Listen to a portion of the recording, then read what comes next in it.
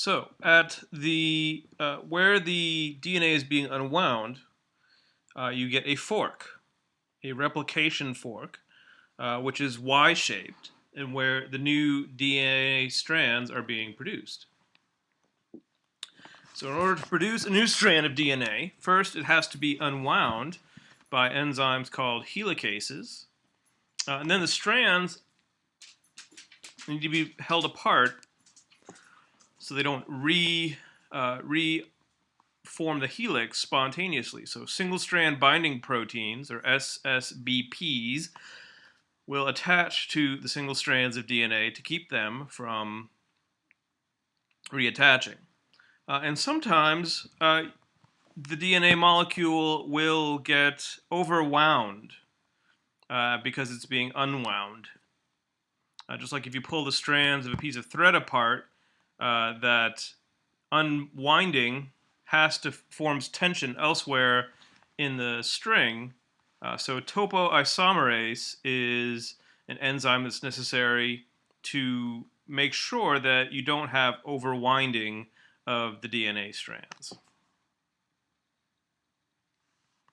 So here we have topoisomerase, which is an enzyme that can cut the DNA and swivel it to correct the overwinding. Single-strand binding proteins will come in and bind to the DNA strands, the separate strands, to keep them from reconnecting to each other spontaneously. And then the first enzyme that comes in to start making new DNA is actually not making new DNA, but actually adding a primer. This enzyme is called primase. And the thing about DNA polymerase is it can only add DNA nucleotides to a free 3' hydroxyl group. And when you pull the strands apart, there is no free 3' hydroxyl group present. So you need to build one. And in order to build one without any DNA in place, you have to make a temporary 3' hydroxyl group out of RNA. So that's the role of primase. It makes an RNA primer that's just a couple of nucleotides long so that DNA polymerase can come in and start adding nucleotides to this free 3' hydroxyl group. So as I just said, DNA polymerases do not initiate the synthesis of the polynucleotide. They can only add to a 3' end. The initial nucleotide strand, therefore, is a short RNA primer, just a few nucleotides long, added by an enzyme called primase, because RNA can be added just to a free DNA molecule. But those RNA nucleotides are going to have to be brought out eventually, excised out, and replaced with DNA nucleotides. So DNA polymerases, and there's several different kinds of DNA polymerase, can come back and add DNA nucleotides to the end of that RNA primer. And they can do this very, very quickly in bacteria, and about 1/10 as quickly in human cells, about 500 nucleotides per second in bacteria, and 1/10 of that in human cells. So the nucleotides that are added are nucleotide triphosphates, just like ATP is a nucleotide triphosphate. The ATP that we produced through cellular respiration and through the light stages of photosynthesis is ribo ATP, but when we're adding DNA nucleotides, we're adding deoxyribo ATP. So dATP is going to be the source of adenine, similar to the ATP from energy metabolism, but again, this is ribo ATP, and this is deoxyribo. So remember, the difference between ribose and deoxyribose has to do with this 2' carbon and whether there is an oxygen there or not.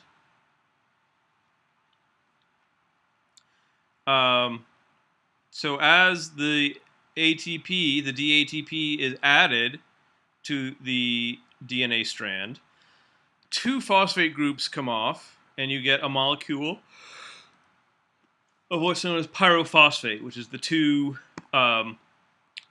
phosphate groups attached to each other. So a nucleotide triphosphate will come in.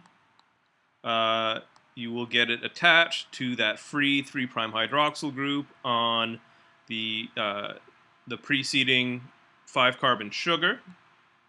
It's going to leave another hanging 3' carbon down here. And then you lose these two phosphate groups. This phosphate group is going to become a part of the sugar phosphate backbone. And the pyrophosphate is going to get broken into two phosphate groups. And you've added another nucleotide by using this enzyme, DNA polymerase. So when we are building new DNA,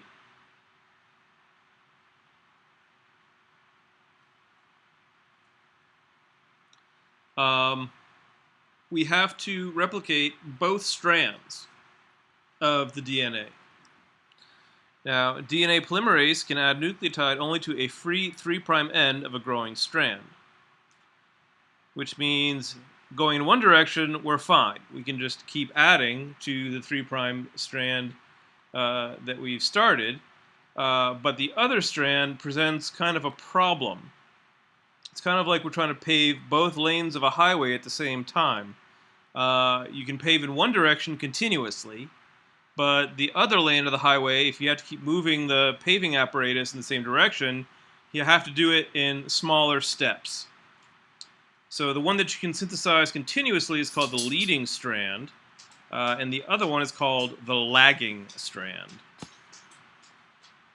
So the other strand that you have to do in stages is called the lagging strand, and DNA polymerase has to continually prime, add nucleotides, and then reprime and add more nucleotides, and reprime and add more nucleotides. So you end up with a series of these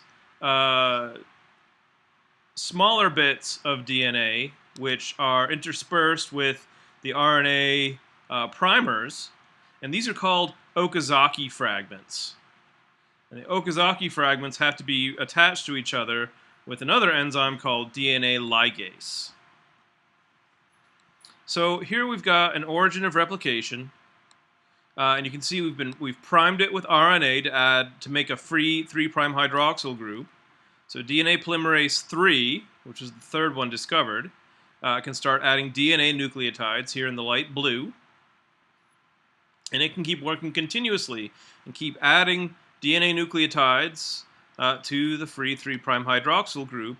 But what's happening on the other strand, on the lagging strand, is you have to prime, fill in with DNA nucleotides, and as this whole mechanism slides down, you have to reprime, add more DNA nucleotides, and reprime, add more DNA nucleotides, and reprime, and add more DNA nucleotides. And the opposite thing is happening on the opposite strand. So if we start from this origin of replication, one of these DNA replication machines is going to go to the left, and another one is going to go to the right. And overall, the directions, these two machines are going to keep moving apart from each other. So we prime and we keep moving along the leading strand without having to reprime. But on the lagging strand, we have to keep repriming and adding more nucleotides because the machine is going to try and keep moving in this direction.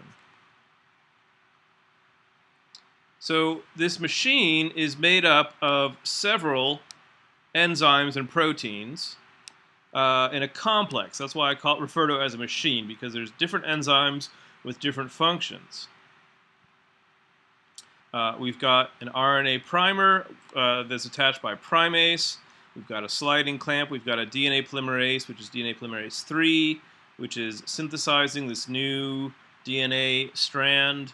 We've got our helicase, which is unwinding the two strands. We've got SSBPs that are attaching to keep the strands separated. And as we go, we keep making more new Okazaki fragments. So here's what's happening on the lagging strand. We have an RNA primase that comes in, makes some nucleotides of RNA to attach to this DNA. So we can start adding DNA nucleotides here. But then the whole machine is moving towards the left, which means this section here is now open to be primed and nucleotides added. But then we have to get rid of these RNA nucleotides, replace them with DNA. We cannot just have little sections of RNA in our DNA. So another enzyme is going to come in, another DNA polymerase, which is going to come in and seal up, excise these RNA nucleotides, add more DNA nucleotides. And then finally, a last enzyme, there's a little nick there in the sugar phosphate backbone. So we have to ligate or seal off that last connection. So DNA polymerase 3 is adding nucleotides there. DNA polymerase 1 is the enzyme that is taking out the primers. And then DNA ligase is repairing the sugar phosphate backbone. So the leading strand is having nucleotides added continuously. The lagging strand is getting primed, and DNA polymerase 3 adding nucleotides, and it's just having to keep moving along on that lagging strand. So DNA polymerase 1 is going to excise out the primers. It's doing it in both the lagging strand and the leading strand. Then DNA ligase comes in to seal off that last little nick that is in the sugar phosphate backbone. So there are several enzymes that are working together in this DNA replication complex, which is why I keep referring to it as a machine. The DNA replication machine may be stationary during the replication process, while the DNA that's moving through it is kind of being reeled in and extruded, kind of like it's being milled in like a factory that makes thread or yarn or something like that. So here you can see we've got all of these enzymes working together.